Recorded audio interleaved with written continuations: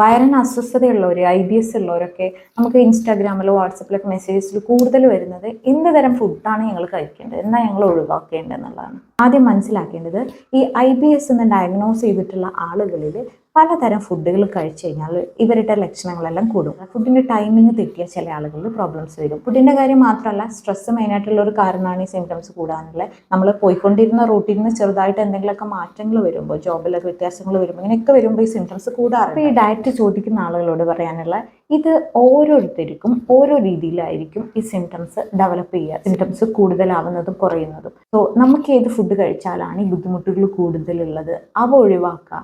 അല്ലെങ്കിൽ നമുക്ക് എന്ത് കഴിച്ചാലാണ് വലിയ അസ്വസ്ഥത ഇല്ലാത്തത്, എന്ത് ക്വാണ്ടിറ്റിയിൽ കഴിച്ചാലാണ്, ഇത്തരത്തിലുള്ള കാര്യങ്ങളൊക്കെ നമ്മൾ പേഴ്സണലൈസ്ഡ് ഡയറ്റ് ഫോളോ ചെയ്യുക എന്നുള്ളതാണ് നമുക്ക് IBSൻ്റെ കേസിൽ പറയുന്നത്.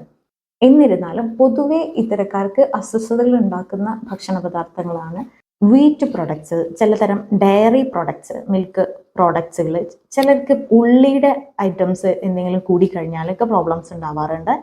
ചിലതരം വെജിറ്റബിൾസ് ചില ആളുകൾക്ക് പ്രോബ്ലംസ് ഉണ്ടാക്കും. അതുപോലെ തന്നെ ഫ്രൂട്ട്സിലും പലർക്കും പറ്റിക്കൊള്ളണമെന്നില്ല.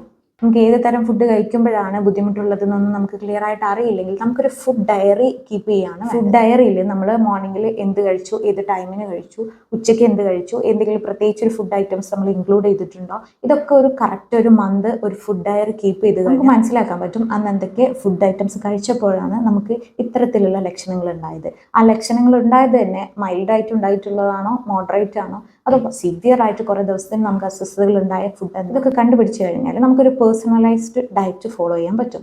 നമുക്ക് പറ്റുന്ന ഭക്ഷണങ്ങൾ എന്തൊക്കെയാണ്, ഏത് ഭക്ഷണം കഴിക്കുമ്പോഴാണ്, ഏത് സമയത്താണ് കൂടുതൽ ബുദ്ധിമുട്ടുണ്ടാക്കുന്നത് എന്നൊക്കെ ലിസ്റ്റ് ഔട്ട് ചെയ്തിട്ട് ഒരു റെഗുലർ ഹാബിറ്റ് ഉണ്ടാക്കിയെടുക്കുകയാണ് നമുക്ക് വേണ്ടത്. കഴിയുന്നതും പ്രോസസ്ഡ് ഫുഡ്, പാക്കറ്റ് ഫുഡ്, പുറത്തുനിന്നുള്ള ഭക്ഷണങ്ങൾ ഒഴിവാക്കുക തന്നെ വേണം. FODMAPs ഡയറ്റ് IBSൽ നല്ല രീതിയിൽ മാറ്റങ്ങൾ വരുത്താൻ നമുക്ക് സാധിക്കും. ഇത് ഫോളോ ചെയ്ത് പോകാൻ കുറച്ച് ബുദ്ധിമുട്ടാണെങ്കിലും FODMAPs ഡയറ്റ് നല്ല രീതിയിൽ നല്ല റിസൾട്ട് തരാറുണ്ട്. FODMAPs ഡയറ്റിനെ കുറിച്ച് കൂടുതലായിട്ട് നമുക്ക് അറിയാൻ വേണ്ടി ഫോളോ ഫോർ മോർ.